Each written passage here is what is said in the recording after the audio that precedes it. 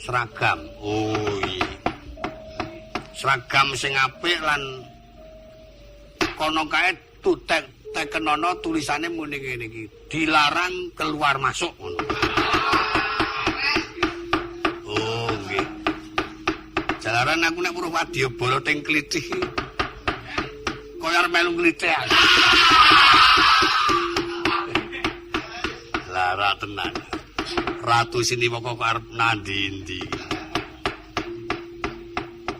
Yayi, wonten dawuh Koko Prabu, wis komplit wadyabala.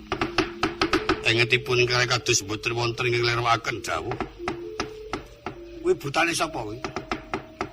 Menika wadyabala saking Pulau Rajawedi. Tekmu ya? Iki. Senajan semono gedene nek ana kene mangan datur. Nek kancane mangan nek ora kena mlak-mlik. Oi mangke temtenipun kula badhe paring dawuh. Ora ngenehi. Ratu kok penginan.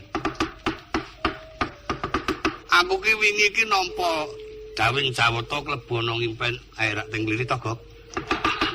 Perjurit kae. Kae kudune ora kena ngono kae. Oh, bocah perjurit rasah do teng Klithih.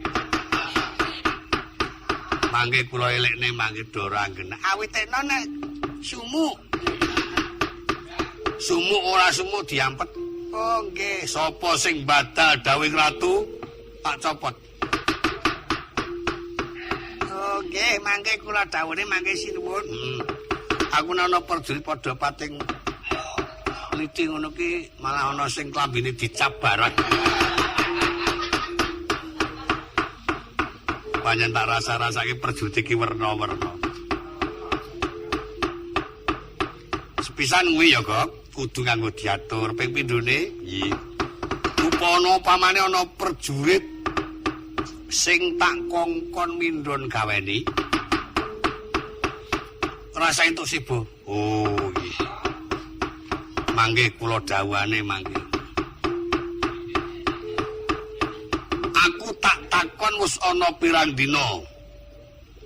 Patih Bayutinaya tak kongkon Swanang Ngastina sing isine nyuwun ngampil dampar kencana. Engetipun kirayi kirang mboten kathah langkep wis kedhik. Senajan to kirang mboten kathah, senajan kirang mboten sepintena, kula kinten sampun wonten sak lebetipun Eka Madya Candra mlampah menika. Aku ora ngerti tembung kok ngono kuwi. Eka ki apa to, Gok? Eka menika apa to ya, Lung? Eka kuwi tahu. Madya kuwi cokolan. Oh, nek ngono yo tahu susur, tak tempiling kowe, Lung. Saenakmu dhewe takoni ratuwe. Gledek. Awang kula nggih boten ngerti kok, Gusti.